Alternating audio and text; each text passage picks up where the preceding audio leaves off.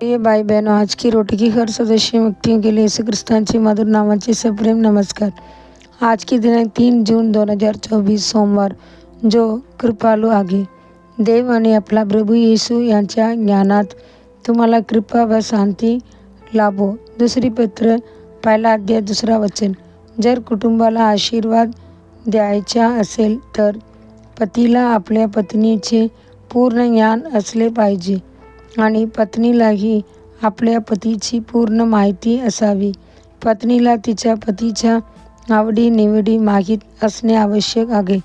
त्यांचे स्वभाव आणि स्वभाव, त्याने एकमेकांशी प्रेमळपणे कसे वागावे हे माहीत असले पाहिजे। त्याच प्रकारे तुम्ही ख्रिस्तांची जवळ जावे आणि त्यांची कृपेची चांगली समज असावी। त्यांची कळवळी प्रेमाबद्दल, त्यांची करुणा, दया आणि दयाळूपणा बद्दल देवाचे आणि आपल्या प्रभू येशूच्या ज्ञानाने तुम्हाला कृपा आणि शांती बहुगुणित होईल। जेव्हा परमेश्वराने स्वतःला मोसे आणि इस्रायेलला प्रकट केले, तेव्हा त्याने स्वतःला कृपालू म्हणून प्रकट केले।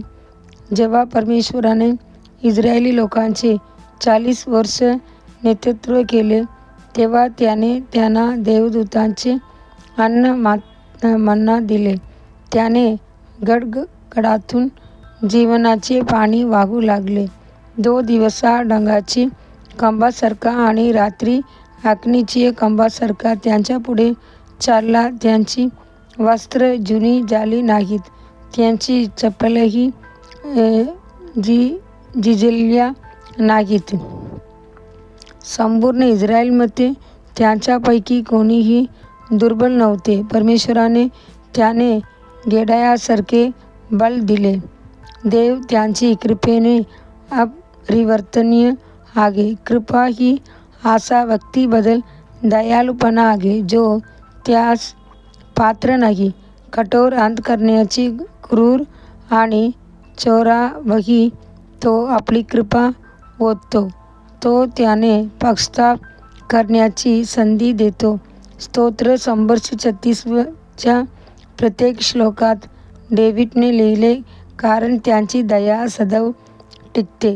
पवित्र शास्त्र म्हणते, आणि त्यांची पूर्णता आम्हा सर्वांना मिळाली आहे।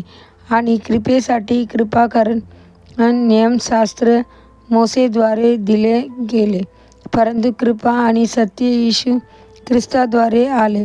जॉन 1 अध्याय 16 आणि 17 वचन। जेव्हा मी माझ्या सेवेला सुरुवात केली, तेव्हा मी प्रभूच्या एका ज्येष्ठ सेवकाला विचारले, महाराज, मला शेवटपर्यंत प्रभूमध्ये राहायचे आहे। त्यांची निष्ठेने आणि मनापासून सेवा करा, त्यासाठी मी काय करावे?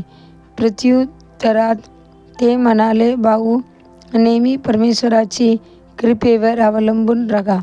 जेव्हा तुम्ही परमेश्वरासमोर आणि लोकांसमोर नम्र यावेल, तेव्हा परमेश्वर तुम्हाला कृपेने कृपा देईल। त्या कृपेने तुम्ही तुमची शर्यत विजयाने पूर्ण करू शकता।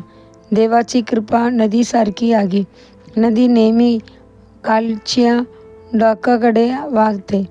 तो कधीही चढ किंवा गडावर जाण्याचे प्रयत्न करत नाही। देवाचे मुलांनो, परमेश्वर गर्विष्ठांना विरोध करतो, परंतु तो नम्रांना कृपा देतो। पुढील ध्यानासाठी श्लोक। परमेश्वराच्या दयाळूपणाने आपण नष्ट होत नाही, कारण त्यांची करुणा कमी होत नाही। ते रोज सकाळी नवीन असतात। तुझी विश्वासता महान आहे। विलाप 3 अध्याय 22 आणि 23 वचन। दिवसासाठी बायबल वचन सकाळी 2 इतिहास 19 अध्याय 20 अध्याय। संध्याकाळी जॉन 13 अध्याय 31 वचन से 38 वचन। धन्यवाद।